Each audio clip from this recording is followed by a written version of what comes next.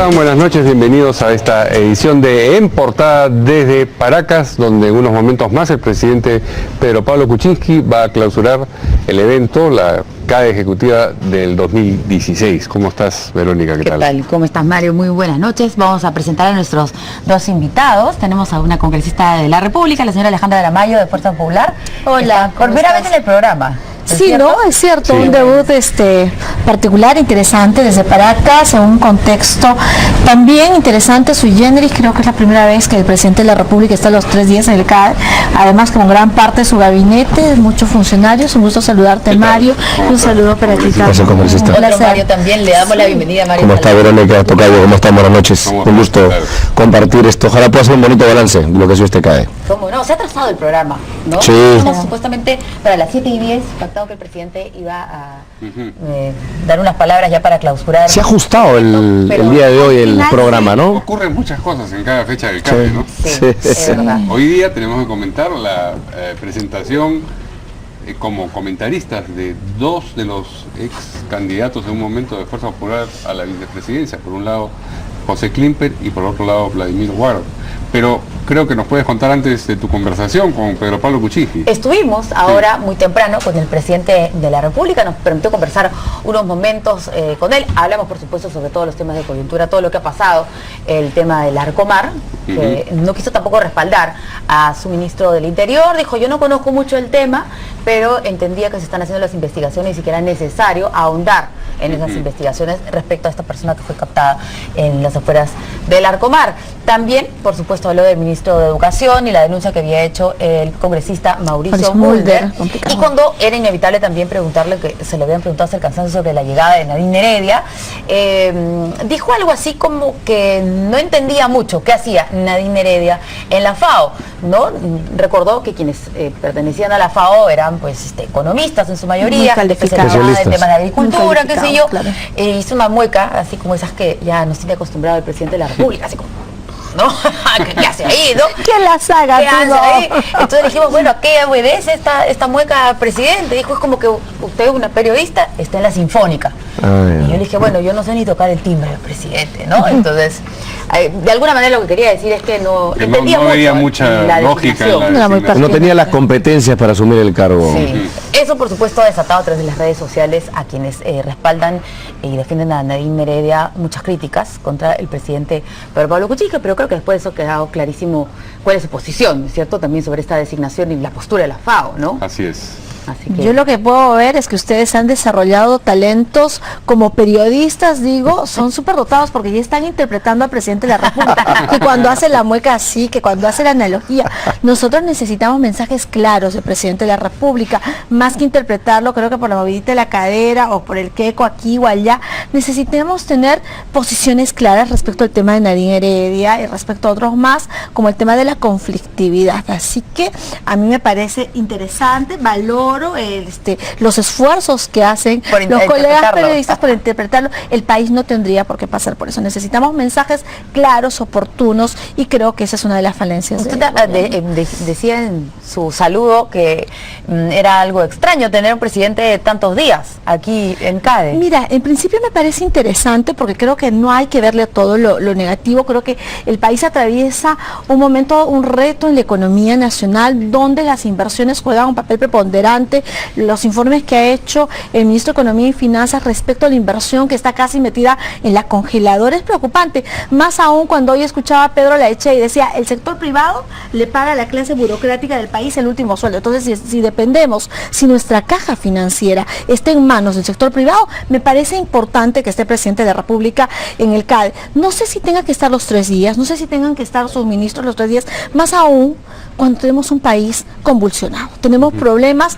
Yo soy de Puno, lo he dicho muchas veces, tengo el honor de representar a Arequipa, pero el tema de la justicia y la inseguridad en la región de la que nací es preocupante. No se olviden que en Ilave, el año 2005, se mató a un alcalde, a Cirilo Robles Cayomamani. Se ha tomado la justicia comunitaria por las manos muchísimas veces, y eso es a falta de la presencia estatal. Esto no puede ocurrir cuando tenemos, 3, 4 meses de de un nuevo gobierno que debería traer nuevas prácticas, una presencia estatal, oye, debutante. Y hemos visto que el presidente de la República casi en 4 meses ha perdido 10 puntos de aprobación. Esto es resultado de algo. Yo lo veo jugar ping-pong al presidente y digo, las anécdotas de la calle, por Dios.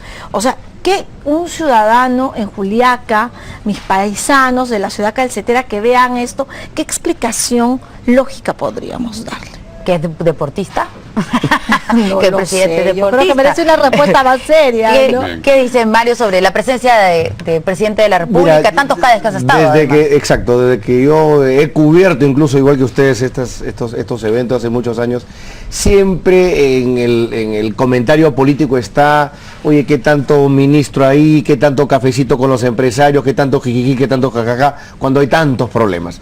Lo cierto es que son acontecimientos, anécdotas que al final pasan, pero Pablo Kuczynski, digamos, incluso cuando no ha sido presidente, ha sido un asiduo participante en las calles, es un permanente expositor de temas de economía y temas respecto al desarrollo del Perú. Lo importante, creo yo, y viendo el lado positivo, es que creo que este desfile de ministros nos ha permitido tomar conocimiento de cosas bien relevantes. Por ejemplo, la presentación que ha tenido el día de hoy el señor Martín Vizcarra en materia de cerrar brecha de infraestructura me parece una presentación muy interesante. Se han planteado objetivos muy claros, cuantificados, precisos. Lo mismo se podría decir del práctico compromiso que ha adquirido el señor Carlos Basombrío de aquí a diciembre del 2018 en cuanto a reducción de los indicadores de victimización, de robos, de criminalización.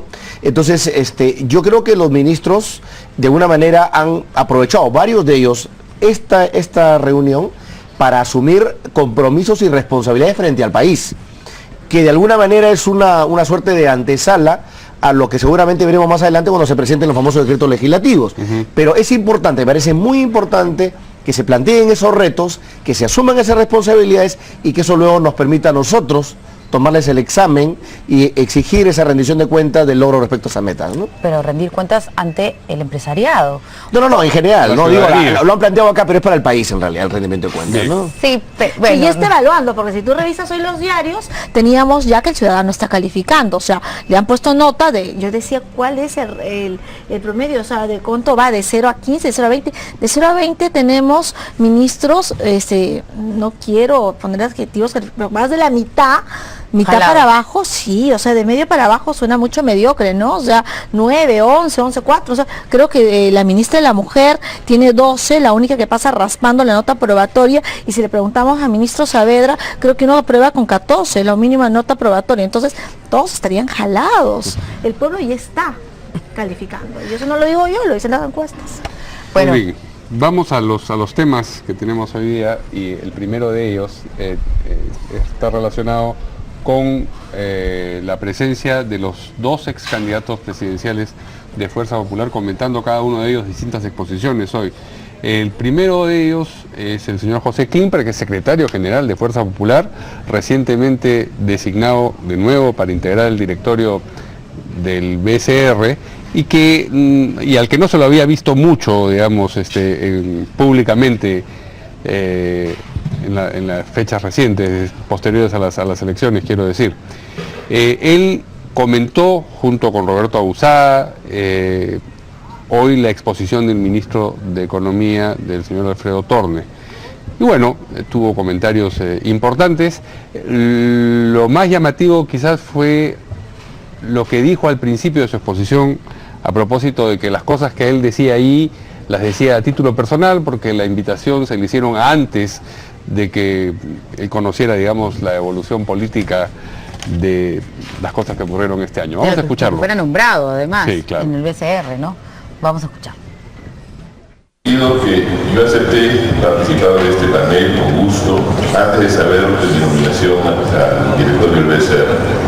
Y asimismo al comité organizador primero me negué a participar porque cualquier opinión que yo diese podía entenderse como de Fuerza Popular, donde milito y soy secretario general. Me convencieron que no iba a ser así, de tal forma que yo le pido a la sala que entienda mis comentarios como estrictamente personales, que eso fue lo que acordé con el comité organizador. Dicho eso, yo creo que como todos no puedo estar en desacuerdo con los lineamientos generales de la presentación del ministro. Destrabar, acelerar, bajar el costo financiero con intervención del Estado. Sin embargo, me queda una sensación de vacío en el sentido que no he visto cuáles son los motores, qué motores vamos a encender para el crecimiento.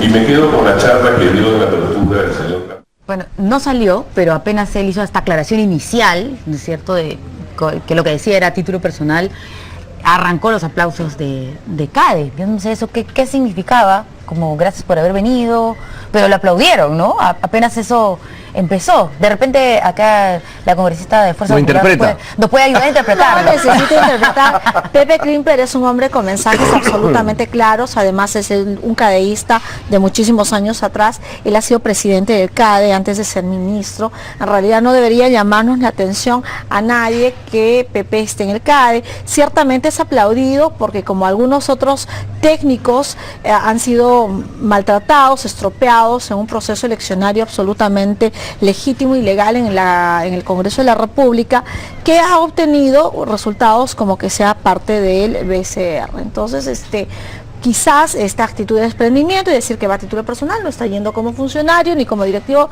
del BCR, es lo que ha generado respaldo de un auditorium que le es muy próximo a Pepe Klimper, y yo destaco eso. Creo que ha hecho observaciones importantes respecto al manejo de la economía. Ha dicho que le espera al final, porque si bien es cierto, Verónica, tú te concentras en la parte principal de una intervención técnica importante, repito, él en la parte final de su intervención dice: yo espero equivocarme, porque aquí no hay un tema de religiones ni nada de eso, acá hay un tema de un discurso a favor del país, donde el Congreso tiene un rol, las entidades autónomas tienen otro rol y el Ejecutivo tiene otro rol. La idea es que todos converjamos para el desarrollo del país. Ahora, es el mismo auditorio que aplaudió también al ministro Saavedra, de manera que si se interpreta respaldo en un caso, habrá que interpretar que la misma gente respalda también a Saavedra. Permíteme hacer dos diferencias respecto a lo que tú dices.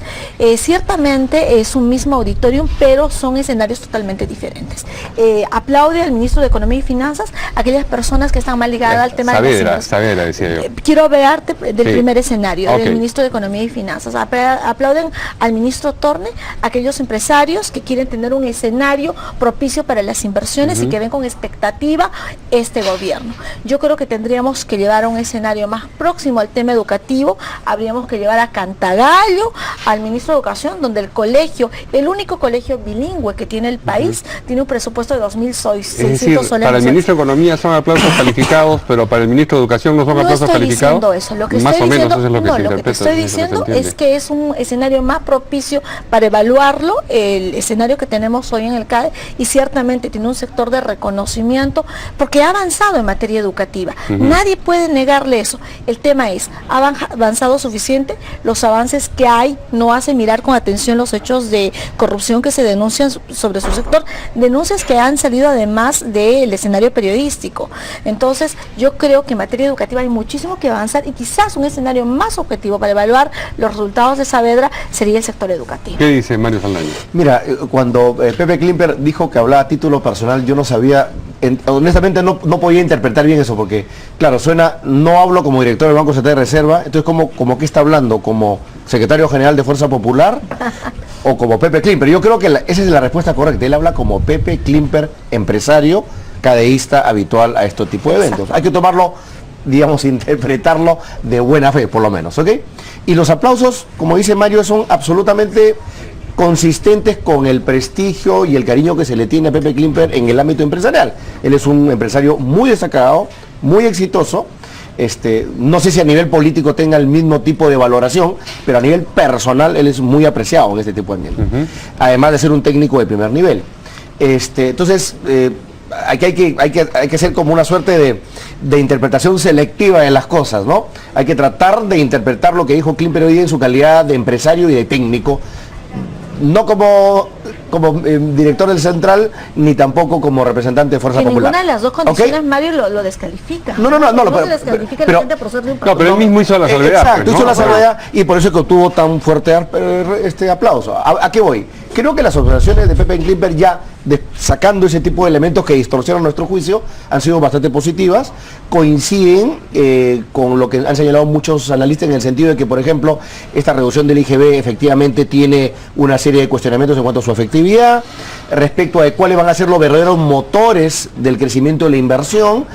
Alfredo Torne hizo mucho hincapié en que básicamente son la inversión pública, este traslado de recursos hacia las regiones, y por otro lado, que él creía que hacia el segundo semestre del 17, pues tendríamos una recuperación de la inversión privada, sobre todo con el tema del destrabamiento. Entonces, yo entiendo que, digamos, la expectativa que una persona como Klimper, que además es director del Central, va en ese sentido. Dicho sea de paso, van a tener que estar muy alineados con la política del MEF, porque finalmente es una entidad que de alguna manera pues tiene que estar alineada, ¿no? De una u otra manera. De otro punto de vista, yo creo que no, o sea, me parece que son válidas sus apreciaciones.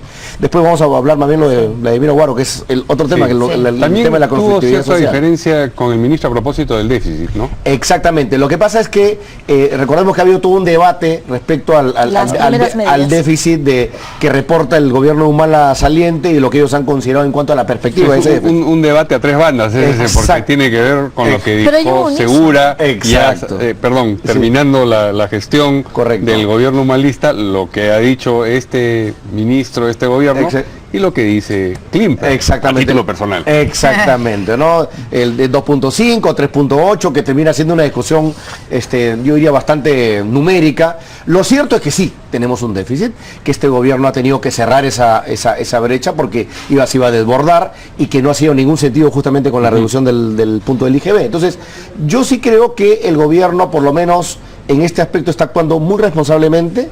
Está tratando de converger justamente con esta política, con el plan macroeconómico multianual que justamente publica el MEF, y también con el rango meta que establece el Banco Central de Reserva en cuanto a límite de, ¿no es cierto?, o perspectiva de crecimiento. O sea, me parece bien que se planteen cosas desde el punto de vista técnicas, en forma seria, porque finalmente al país no se tiene por qué mentir.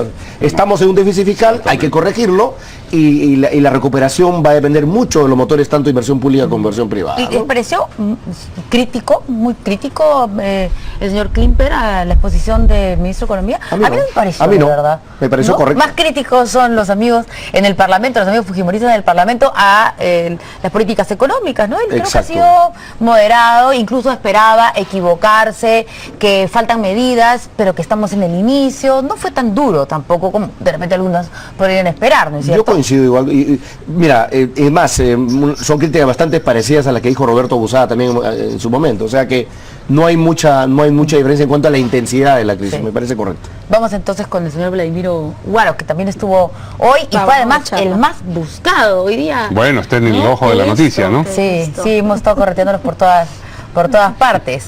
¿Qué nos puede decir? ¿Usted conversó con él antes?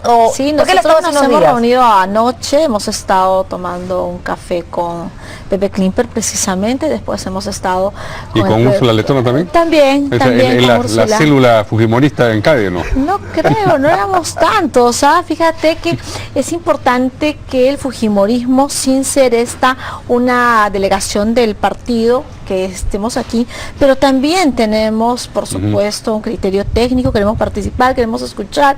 Es importante, antes de emitir una opinión prejuiciosa, tomar conocimientos e insumos. A mí me parece eso absolutamente importante. ¿Qué conversaron con el señor Guaro? Luego que ayer, digamos, fue justo la noticia. ¿No nos va a contar? No, mira, acá no hay secretos. Yo creo que Vladimiro Guaro, y eso es algo que a mí me preocupa, que se estigmatice a los técnicos. Vladimiro Guaro, nadie le puede quitar reconocimiento, que es una persona que conoce de la gestión de conflictos sociales, y que hubiese sido absolutamente importante que él aporte en un organismo que además necesita de expertices técnicas. En el caso de Petroperú, ¿cuántas veces hemos visto que en tema de gasoducto u otros hay conflictos que necesitan precisamente una política pública.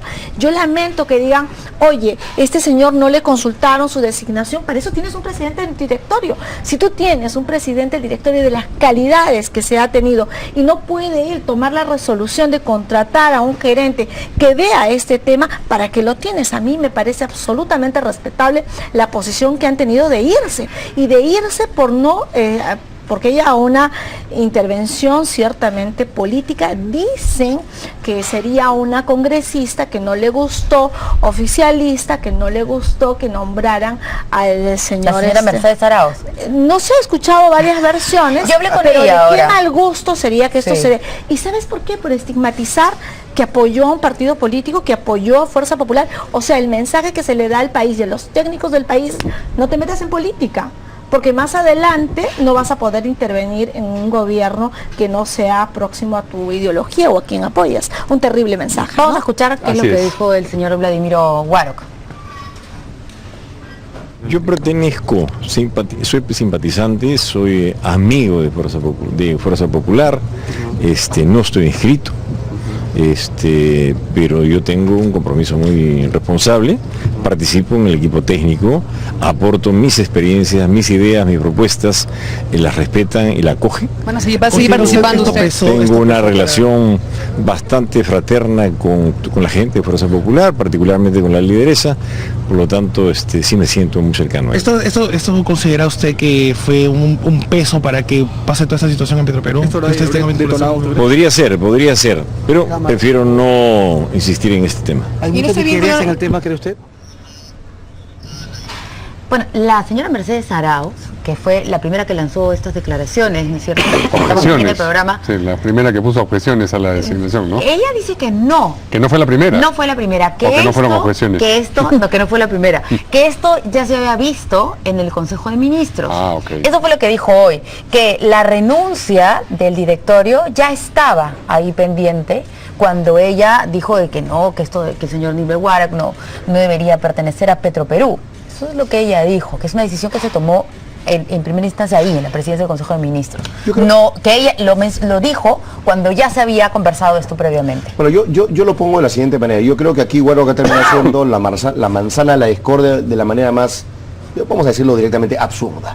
O sea, digamos, yo creo que su designación o su incorporación a Petroperú inicialmente como asesor era justamente para que contribuya con su experiencia, que ya la tiene, del gobierno humanista, en el tema de prevención de conflictos. Además, Petroperú es una empresa que necesita a gritos ese tipo de soporte.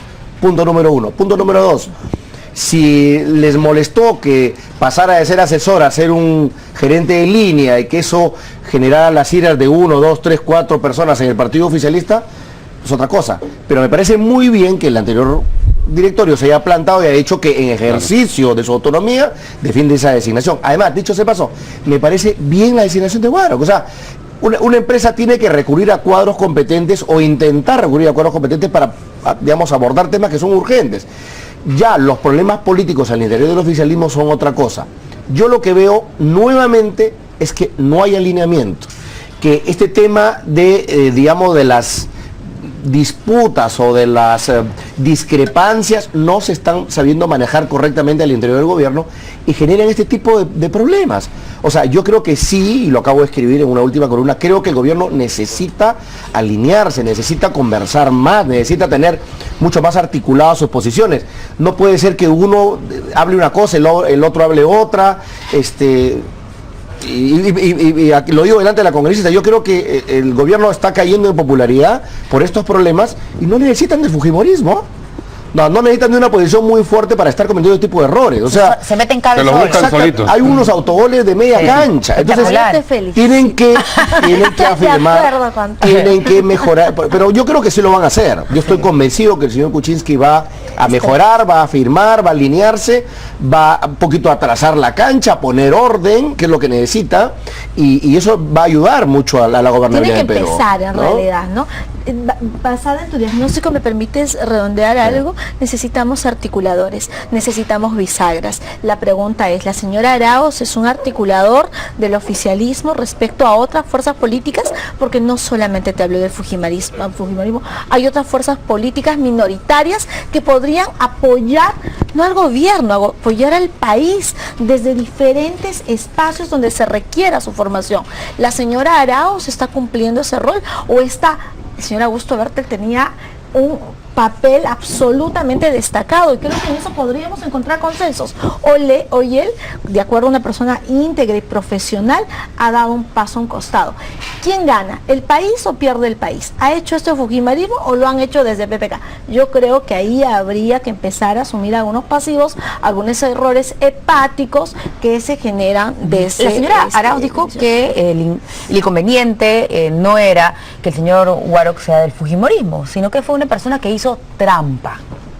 ¿Quién? ¿Refiriéndose a quién? A Nilber Warok, a Vladimiro Warok. Que hizo a la razón trampa, por la que fue retirado de la contienda. Que hizo trampa por el tema de las dádivas, ¿no? Entonces, por eso, una persona que hizo trampa no debería estar en moral de los funcionarios del país. Pero hubo una ascensión, y ese es un hecho fáctico, yo creo que uno tiene que tener amplio criterio, y ciertamente si él ya fue sancionado porque lo retiraron del proceso electoral, no quiere decir que su experiencia aprendida no puede estar a favor del país, porque hoy de repente podría contribuir a resolver los problemas que este gobierno evidentemente no tiene la capacidad de hacer. Mira lo que pasa en Apurímac, en Las Bambas.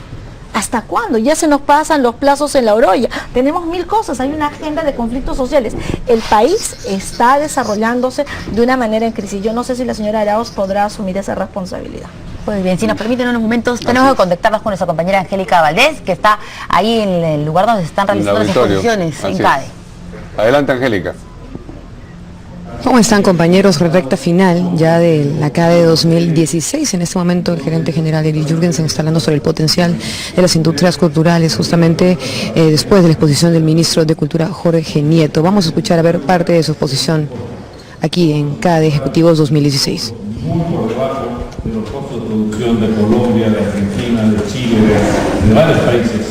Ese es el primer tema. El segundo tema, locaciones espectaculares en todo, a lo largo y ancho del Perú, ¿no? Otro tema importantísimo, el clima aquí en Lima, donde uno realmente puede decir, voy a grabar el día 25 de octubre de 2028, lo va a poder hacer porque no llueve. Entonces, son ventajas competitivas muy importantes. Entonces, de eso se trata Carolina, justamente de abrir, de vender este carta de Perú y recuperar todos los años perdidos que ha tenido la producción en este país. Miguel, hablemos del gusto de la audiencia, porque pusiste unas cifras y un elemento que llama mucho la atención es que en el Perú las cintas más vistas a lo largo de la historia son peruanas, y no es un fenómeno tan frecuente en otros países. Pero, ¿qué películas peruanas son las más vistas? Entonces, habrá quien diga, bueno, pero ¿Asumare fomenta la cultura o Magallanes? Ustedes hacen Asumare 1, Asumare 2, solos, todas las taquillerísimas, pero hacen las premiadas. ¿Cómo hacen ese balance entre lo que es taquillero y lo que es fundamental para la historia y para el contenido del cine, como Magallanes o como el Elefante de Zapatacín?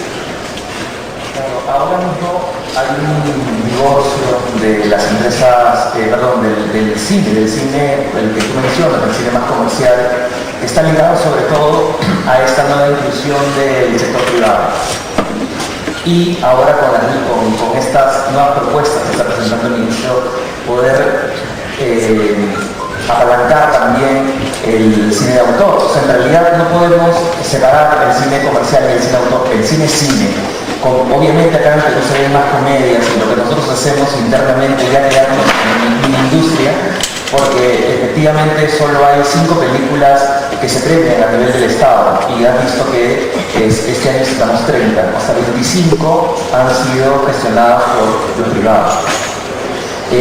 Y nosotros dentro de esto hemos planteado una especie de fórmula, el cual a la hora de ofrecer un paquete de beneficios un año anterior para vender el paquete de cine que vamos a producir el siguiente año, pues lo que bien, hacemos... Muchas gracias a nuestra compañera Angélica.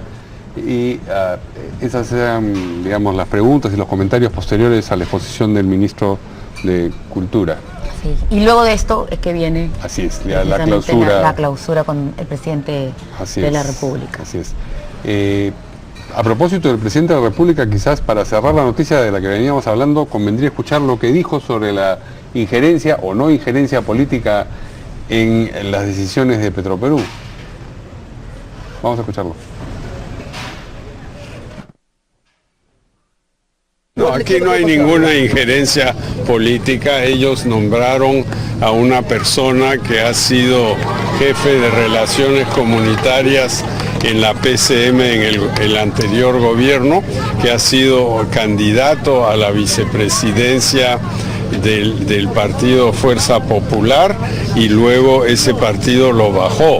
Entonces es una persona con una historia política y obviamente si se hace un nombramiento así se tiene que chequear pues con el ministro del ramo, ¿no?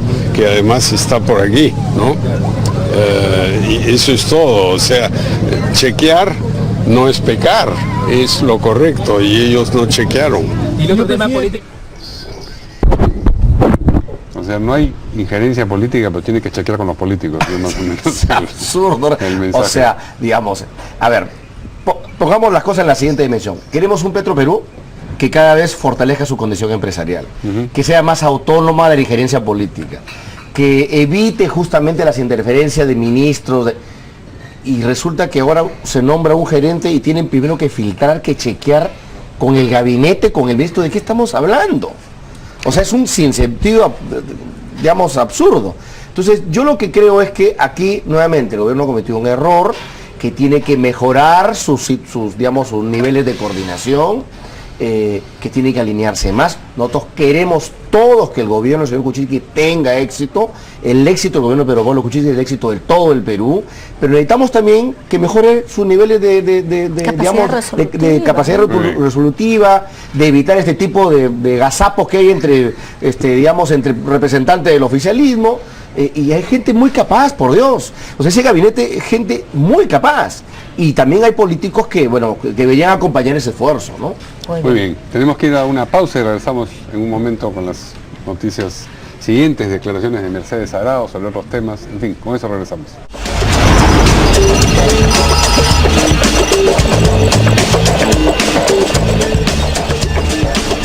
Bueno, la vicepresidenta de la República, la señora Mercedes Arao, también congresista, llegó hoy, ¿no?, para estar en la clausura de CADE y dijo, entre otras cosas, que espera, por supuesto, que el ministro pueda pasar el ministro de Educación pueda pasar esta interpelación, y que están conversando con las bancadas. ¿Han conversado con el fujimorismo, el oficialismo, respecto a lo que se viene en la interpelación del ministro? Primero, que eso no se conversa, no se negocia. Me preocupa lo que dice, porque podría resultar además antiético, ¿no? Ella, que está tan pendiente de esos temas. En realidad es un mecanismo absolutamente constitucional y democrático. El fujimorismo no tiene una posición asumida antes de escuchar al ministro de Educación. Cuando hay preguntas, lo correcto es escuchar las respuestas y, en mérito a ellas, tomar una decisión responsable con el país fundamentalmente, y eso es lo que vamos a hacer.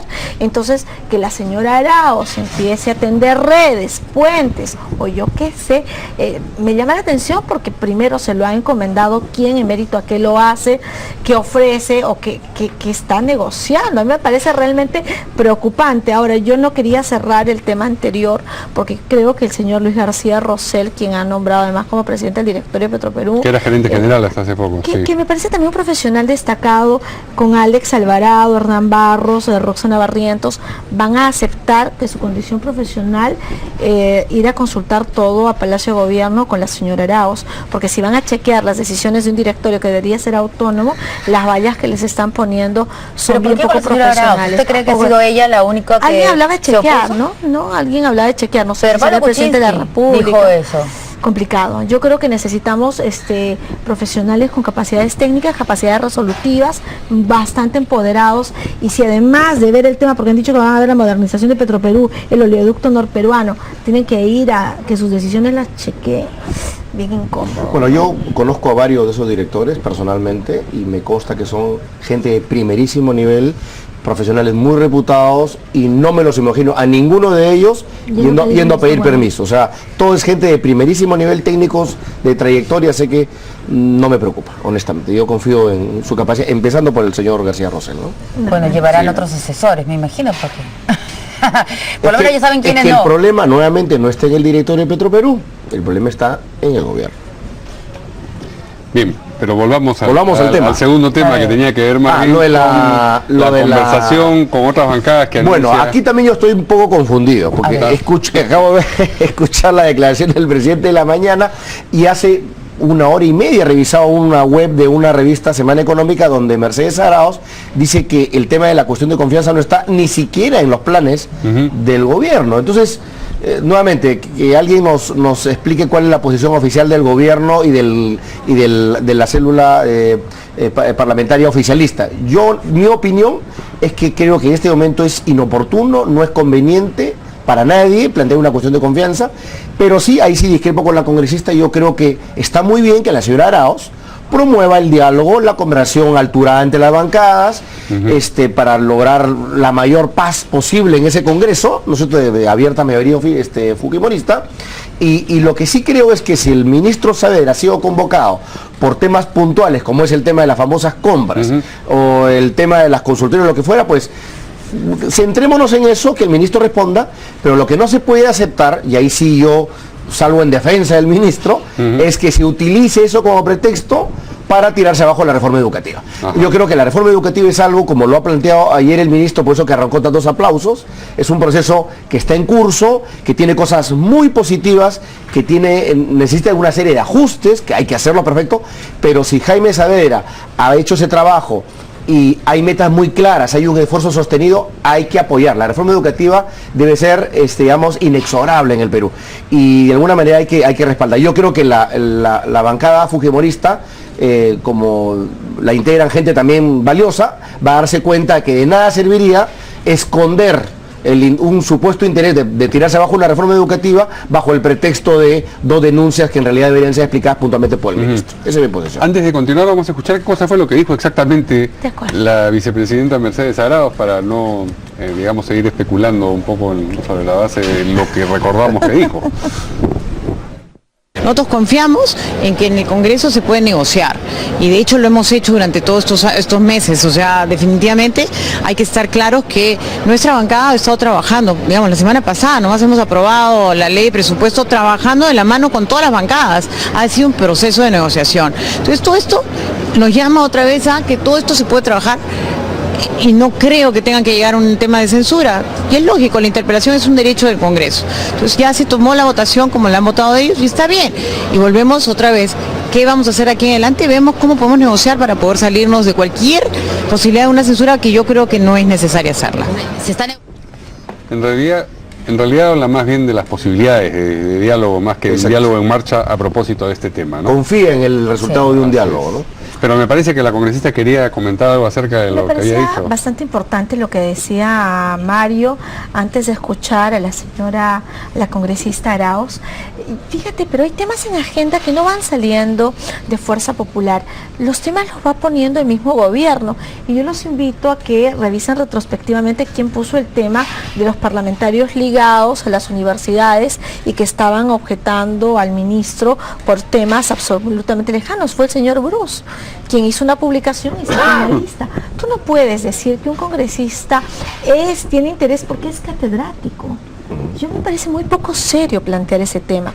Creo que la cátedra te permite actualizarte, te permite trabajar, te permite formar conocimiento, desarrollar conocimiento. Es absolutamente temerario decir que hay 12 congresistas, decirlo en el extranjero. El presidente de la República ha ido a exponer temas internos nacionales afuera, que es muy poco fino. Y doblemente poco fino viniendo del presidente de la República, que debe presentar una nación con diferencias, como ocurre en todo país, pero fundamentalmente unida en la búsqueda de desarrollo y oportunidades. Quien ha ido a exponer de este tema grosero y temerariamente es el presidente de la República, con argumentos que le ha dado el señor Bruce, que es además vocero. Entonces a mí me preocupa que las personas que dan la cara, los voceros del partido oficialista, vengan cosas como esa. Eso no viene del fujimorismo, viene una vez más del partido que debe puede contribuir a que este país tenga gobernabilidad, no solamente en el Ejecutivo, sino también en el Legislativo. Nosotros tenemos todo el derecho de plantear las preguntas, repito, y que se nos sean absueltas. ¿Y a la Universidad de las Peruanas no puso dinero en la campaña de Fujimorismo? Mira, seguramente habría que buscar la lista para responder con absoluta oportunidad. Y eso no es ilegal. Que no. Todas las oportunidades que universidades... Porque, ¿sabes dónde estaría lo malo? Que nosotros basemos nuestra agenda legislativa en función a quienes aportaron. Lo pregunto por el señor Joaquín Ramírez, que es familiar del señor Joaquín Ramírez, que es el fundador de la universidad. Eso no lo estamos planteando hoy y yo no tengo duda que eso debe ser analizado. Hoy estamos conversando y la pregunta que está planteando... No solamente déjame responderte. Lo que yo estoy diciendo hoy es que no se puede descalificar a los actores políticos respecto a funciones constitucionales absolutamente válidas. No lo descalificaba, por eso preguntaba, ¿no? Porque lo que se dice, porque nadie ha dicho, digamos, lo que tú estás diciendo el Congreso, es tan inapropiado como lo que ha dicho el señor Bruce. Tiene que analizarse por cuerdas. No, por eso le pregunto, porque quienes dicen que lo que hay detrás de la interpelación y tal vez censura al ministro Saavedra es por la ley universitaria, y entonces ellos sustentan esto diciendo que el fujimorismo está en contra de la ley universitaria porque perjudicaría directamente a la Universidad de las Peruanas que fundó el señor Joaquín Ramírez y su tío, el señor Ramírez. Entonces, por eso yo le preguntaba si es que había algo detrás de todo esto y si es que algunos lo han conversado. Yo creo que el joven del país necesita tener altos estándares educativos, niveles de empleabilidad, y si tiene que reformarse la universidad, tiene que hacerlo. Nadie puede poner en su agenda un tema como el que tú planteas para retroceder en un proceso que es inexorable, y en eso la clase política creo que tiene una gran responsabilidad. Muy bien, ¿qué dice? Vale. Bueno, yo insisto, hace un momento lo dije, yo creo que la interpelación dirigida a cuestionamientos muy puntuales como el tema de las compras y debe ser respondida en esos términos, las preguntas deben ir dirigidas a esos términos y el ministro tiene la obligación de hacerlo, me parece muy bien. Esa es la vía democrática, la interpelación sirve para eso y es parte del juego democrático, muy bien. Con lo que yo estaría abiertamente en desacuerdo es que se utilice eso de pretexto para detener una reforma que ya está en marcha. ¿Tú crees que se está utilizando eso? Yo no sé si en todos los casos, yo no sé si hay una... O sea, no tengo no tengo elemento de juicio para decir el fujimorismo corporativamente ha deseado tirarse abajo la reforma educativa. Sí. Yo creo que hay gente que sí tiene intereses vinculados a universidades. No, y esos intereses están gravitando en este momento. Del fujimorismo y no del fujimorismo, de otras tiendas políticas. Por ejemplo. Bueno, hay la gente vinculada a la Universidad de San Martín de Porras, vinculada al Partido Prista, algunos, el señor de Elías vinculada a la Universidad San Juan Bautista, qué sé yo, hay algunos más, hay rectores, el señor presidente de su bancada, el señor ha sido rector de la Universidad de Puno, del Altiplano, si no me equivoco. El de la comisión. Yo no recuerdo su nombre, el señor Apaza, ¿puede ser? El de presidente de la comisión. Lucio Ávila, perdón, el señor Lucio Ávila, que incluso mandó una carta, ¿no es cierto?, abogando porque a la universidad se le acreditara o se licenciara habiendo transcurrido el plazo. O sea, son elementos que indican que algunas personas, ahorita no voy a hablar de la bancada, sino de manera individual, sí están interesadas en, de alguna manera, confrontar y retar y de alguna manera limitar la reforma que viene llevando a cabo Jaime Saavedra. Eso sí no se puede aceptar. Y si en el caso del señor Ávila ha cometido ese error, incluso debería ser visto por la Comisión de Ética, porque eso sí es una inconducta, e incluso bueno, yo escuché a Lucho Galarreta diciendo que ellos no van a blindar a nadie, me parece muy bien, pero sí deberían evitar que este tipo de cosas sucedan, ¿no? Yo quiero precisar algo respecto al tema que plantea, porque lo conozco de cerca. Yo soy egresada en la Universidad Nacional del Altiplano y hay que diferenciar un par de cosas. Hay universidades privadas que seguramente hay intereses económicos grandes. La Universidad Nacional del Altiplano es una universidad estatal. Lucio Ávila ha sido rector de una universidad estatal. Entonces, él se ha pasado un documento, no le está haciendo el favor del negociazo a su bolsillo, a ningún digamos. Privado. Tiene todo el derecho de impulsar. Oye, ¿cuántas veces uno impulsa? Oye, usted informe en qué trámite está. Es parte de las funciones de representación. Pero, congresista, discúlpeme, ya el plazo había terminado. Él quería transgredir un plazo que ya de ley. Sí, claro que sí, claro que sí. Entonces, desde mi perspectiva, aquí no hay un favor para un privado, sino para una universidad que además es alma mater, como para mí, para muchísimos chicos, tiene una población de 36,000 estudiantes. Johnny Lescano, que también es puneño, ha sido docente de la Universidad Nacional del Altiplano. Mira, yo no sé si es un tema de celo político, yo la verdad no lo comprendo. Si hay algo que investigar, yo coincido contigo, Mario, debe ser investigado y sancionado ejemplarizadoramente. Pero en el caso de una universidad nacional, que una autoridad que fue su ex rector pida se le acredite, yo, discúlpame, puedo ser negligente, no veo dolo, la verdad. Yo ahí sí tengo que discrepar, o sea, una persona que ha sido rector, que ha sido funcionario de una casa de estudios, es evidente que tiene... Correcto, pero igual tiene un interés. Entonces, el interés general es que todas las universidades del tengan Perú, su acreditación. Y no solamente eso, como dice, cumplan con lo que la ley establece y los plazos. Tiene que ser así. La Universidad del Altiplano no tiene ninguna corona, ¿no es cierto?, para que se le exonere ese plazo. Entonces, si el señor Ávila, que además es, ojo, presidente de la Comisión de Educación del Congreso, no es cualquier congresista, ese señor supuestamente debe ser quien vigile el cumplimiento, la evolución del proceso de la reforma educativa. Entonces no puede ser que el propio titular de ese grupo de trabajo esté abogando por el interés de una casa de estudios en así fuera solo por razones afectivas, digamos, que es más o menos lo que está planteando la congresista. No, si no vamos a continuarnos al tema del ministro del amor, ¿no? Pues, o sea, así no es. No compares y compares, son temas le tiene tanto cariño a su alma mater que aboga para que le exoneren el plazo, así no. Yo creo que estoy de acuerdo contigo en algún criterio. Mira, uno no puede valerse de su condición de expertise para querer jalar agua para su río. Pero si una persona tiene, yo que creo, ahí hay un conflicto en el tema de las comisiones. Yo soy presidenta de la Comisión de Descentralización. He trabajado en el Plan Nacional de Descentralización. Yo creo que mi experiencia aprendida puede ser útil en la comisión. Correcto. En el caso de Lucio Ávila, él ha sido rector y creo que podía aportar. Otro es el tema si tú eres miembro de una constructora y estás en la comisión, porque tú puedes evidentemente generar algún beneficio. O poner un interés económico. Por supuesto. Entonces hay que discriminar unas cosas respecto de otras, Mario. Correcto. Y en este tema yo sí pido que se observe con absoluta claridad. Y si hay un atisbo de querer beneficiar, porque no se trata de flexibilizar la norma para unos y para otros no. Pero hay que tener sano juicio en cada uno de los casos. Y estos nombres que ha mencionado Mario, sí. No solamente de algunos miembros de la bancada fujimorista, como el señor Elías, por ejemplo, o también de la Universidad de San Martín. Pero también hay otros congresistas que están ligados a universidades, y no por hacer docencia, sino porque son propietarios. Y nada de eso tiene que decir, oye, el Congreso está en contra de tal o cual cosa. Bueno, yo creo por ejemplo, un comentario chiquitito, en el caso de la familia Acuña, los señores Acuña, creo que hay un par... no están, pero ellos, por ejemplo, sí, digamos, no están de acuerdo con la censura ni la Universidad de Saavedra y están de acuerdo con el proceso de reforma educativa. Ahora, eso indica que esa universidad por lo menos va en el camino de aceptar los términos que he puesto en la reforma. Yo creo que el tema tiene que tratarse cuando se tenga que ver, y el ministro tiene que decir qué resultados ha traído la ley. Por ejemplo, yo, que soy docente de educación inicial, además, no tengo claro cómo ha ido el proceso. Y para tener una opinión necesito saber cuánto se ha basado en este proceso para tener una conversación amplia, con contenido, técnica, pero el tema tiene que entrar en agenda definitiva. Pero este 7 no se lo van a preguntar porque no está en el pliego. Es que eso no es materia, y pareciera que interesadamente están poniéndonos ese tema, que no es parte además de la interpelación. Bien, tenemos un tema más por cubrir.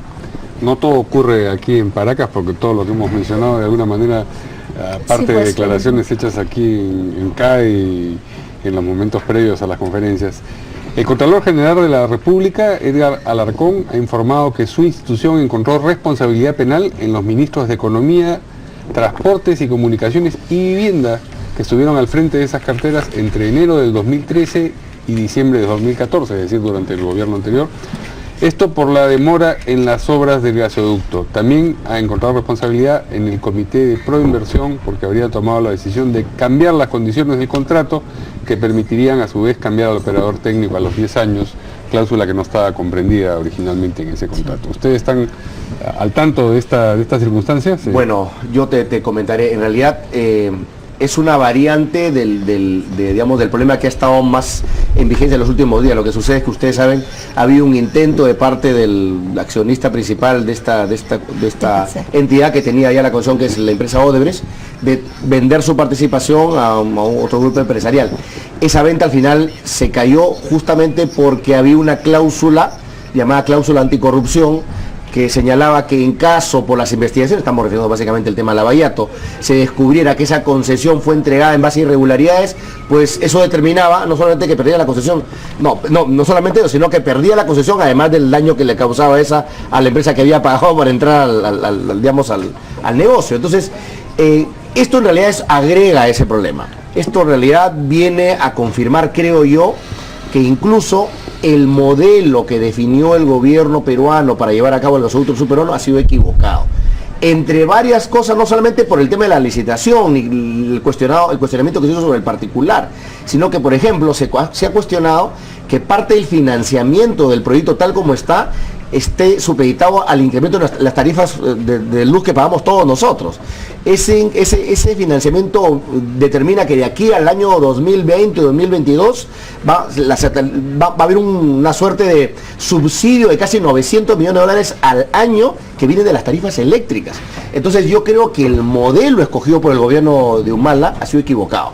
Y por tanto, si el gobierno del señor Kuczynski quiere relanzar el gasoducto del sur, creo que ahí hay buenas noticias, porque ya Torne lo dijo, va a ser bajo nuevos términos, evitando que haya ese subsidio cruzado que no conviene, y por supuesto, dicho sea de paso, salvaguardando el hecho de que si ha habido un caso de corrupción, digamos, en el favorecimiento de una empresa en particular, pues caiga todo el peso de la ley y esa concesión pues se revierta, porque eso es lo que no se puede permitir, ¿no? Congresista. Dos apreciaciones. La primera, de forma, es que a la Contraloría no le corresponde encontrar la responsabilidad penal. Ellos lo que hacen es identificar responsabilidad administrativa a través de hallazgos. A quien le corresponde es al Ministerio Público, que entiendo ellos están viendo el tema en la segunda Fiscalía contra la corrupción. Entonces, primero, a cada quien lo que le corresponde. Segundo, sería absolutamente lamentable que, porque están aquí implicados Eleodoro Mayorga, que fue de Energía, Luis Miguel Castilla, que estuvo hoy, Milton Monjes, José Gallardo, de Transporte, Juan Benítez, de Agricultura, quienes conformaban el Comité de Proinversión, hayan tomado esta decisión, que finalmente le corresponde al Poder Judicial determinar si es cierto o no, porque acá lo que ocurrió es que de manera extrapetita, o sea, nadie le pidió, aparentemente ellos decidieron beneficiar a la empresa que era Odebrecht en la fecha, para que ellos pudieran poner al operador a los 10 años sin consulta del Estado. Eso es lo que se está observando. Entonces a mí me parece que eso tiene que ser materia de una investigación judicial seria. Y la Contraloría no cumple ese papel. Ahora, desde que empezó este Contralor, le puso el ojo precisamente a la línea 2 del metro, ¿no es cierto? De inmediato, o sea que probablemente también vamos a tener noticias sobre eso. Y tuvimos además al ministro de Transportes a los 2 días, creo, de haber asumido la cartera, haciendo inspecciones que en realidad era como respaldando a este megaproyecto, ¿no? O sea que, no sé, la Contraloría por lo menos está trabajando. Digo yo, la población antes creo que no había escuchado mucho que hacía la Contraloría, y por lo menos ahora está por lo menos mirando. Pero no puede hacer cosas que no le corresponde hacer. Responsabilidad penal al Ministerio Público, porque ellos individualizan la acción penal, y después al Poder Judicial si vale la pena formalizar una denuncia. Pero ellos no pueden hacer, por mucho ímpetu que tenga el Contralor, cada quien, porque si no termina desnaturalizando el proceso y peor nos hace un daño. Además hay que recordar que desde el Congreso de la República se ha reactivado la comisión que ve el tema Lavallato, y ahí también hay resultados que se deberían entregar lo más pronto posible. Ojalá, bueno, porque ya hubo una comisión en el Congreso pasado que arrojó una serie de conclusiones, ¿no? Está retomando el trabajo hecho, porque sería además falta de seriedad, de economía, de recursos, desestimar lo que hizo la comisión pasada. Se está retomando y hay que esperar que, de acuerdo a los plazos, empiece a entregar los informes correspondientes. Pero se entregó además el informe al Ministerio Público. Pero no se había terminado todo. Claro, se entregó porque terminó la legislatura y me parece en serio también cambiaba la representación nacional, había que entregarlo, sí. Pero la investigación no había concluido. Para que tener en cuenta que ayer justamente se informó ya la suscripción de este acuerdo de delación de los máximos directivos de la empresa Odebrecht con la justicia brasileña. Incluso se ha pedido un monto de dinero, justamente cerca de 2.000 millones de dólares, producto de ese acuerdo con la justicia brasileña. Y aquí lo importante va a ser esperar que suceda, ¿no? O sea, ese acuerdo de delación va a tener implicancias altísimas, no solamente en Brasil, sino en toda América Latina. Ojalá que el Perú y algunos de sus políticos más connotados o personajes de nuestra actividad política no estén implicados, pero todo indicaría que probablemente sí. Entonces, lo fuerte de ese plato viene más adelante. La verdad que sí. Preparando. Hay que esperar. Pero estamos hablando del gobierno de, Yatomala, Alan García y Alejandro Toledo, ¿no? Claro. Son 3 gobiernos. Ok, cuando era ministro de Economía Pedro Pablo Kuczynski. Ahí fue, ahí el único cuestionamiento es la famosa interoceánica sur. Sí. Él ya ha declarado que exactamente. Ahí el único cuestionamiento es la exoneración del SNIP famoso, esta cuestión. Pero bueno, eso ya en su momento se aclaró. Yo creo que el tema durante la campaña fue, ¿no? Exacto. Pasa además por el tema de Proinversión. Proinversión es esta agencia gubernamental que lo que tiene que hacer es dinamizar las inversiones que están paralizadas del país y con ellas acceder al desarrollo y el bienestar. Pero fíjate, Proinversión, Mario, Verónica, Mario, para operar requiere el 60% de su presupuesto y es algo que yo no entiendo. ¿Cómo tú vas a del 100% de tu presupuesto gastar el 60% para funcionar? Ahora el Congreso de la República ha tenido los informes hace poco del Ministro de Economía para aprobar la ley de endeudamiento, de equilibrio y de presupuesto, y lo que ha dicho el ministro es que van a desconcentrar Proinversión. A mí la verdad me parece esto una insensatez. Hay que recordar que existen 3 niveles de gobierno en el país y que los gobiernos subnacionales tienen una estructura donde hay las agencias de inversión privada que dependen de cada gobierno regional. Cuando uno piensa en descentralización, no es que lo dice, es que lo ejecuta. Y ellos tienen toda la capacidad política para implementar el tema de las inversiones a nivel subnacional desde los gobiernos regionales. Y eso nos va a costar un montón, Mario. Hay que poner ahí mucha atención, porque en el tema del Brain también están metiendo muchísimo dinero y hay que ver qué se hace con las juntas de seguridad, que además no han sido reconvertidas laboralmente, no se ha desarrollado capacidades productivas en el BRAE. Hay muchísimas cosas que yo creo no son parte de la agenda periodística, que yo lamento, y que tampoco es parte de la agenda del Ejecutivo, y lo lamento doble. Bueno, yo he escuchado antes alguna declaración de la congresista, porque evidentemente dirige la Comisión de Descentralización, entiendo su preocupación, pero simultáneamente considero que la designación de Álvaro Quijandría ha sido muy acertada. Es un técnico de primer nivel y creo que justamente su designación responde a darle un mayor impulso, un mayor revuelo y una mayor fortaleza por inversión. Y si ella ve el riesgo, obviamente, de que esto sea una suerte de imposición, yo lo veo más bien como la posibilidad que tiene una agencia macronacional de apoyar, pero que hay que cambiar, de apoyar justamente los procesos de inversión en la región y en los municipios. O sea, veámoslo como esa gran oportunidad de descentralizar, pero para apoyar, no para subordinar ni para afectar. Ojalá. Vamos a ver qué esperamos. Tenemos que irnos porque ya se acaba el tiempo y ya está por empezar la clausura o las palabras del presidente Kuczynski, que es la clausura de CADE 2016. Se adelanta un anuncio importante, parece. Vamos a mostrar. Parece que está más informado. No quiere quemar la película a nadie. Muy bien. No sé, imagínate, ¿qué sería esto? ¿Qué efectista? Sí. Anunciar al ministro de Defensa, no me digas. Por ahí va. Porque lo que nos habían dicho es que iba a haber una conferencia de prensa después, pero de repente lo va a anunciar. No quiero competir el error del Ministerio de Interior con el señor del Larcomar. Mejor. Muy bien. Muchas gracias. Muchas gracias. Muchas gracias por la invitación. Vamos a quedar con primero a las 8. María Huerta, que presentará seguramente las palabras del presidente Pedro Pablo Kuczynski.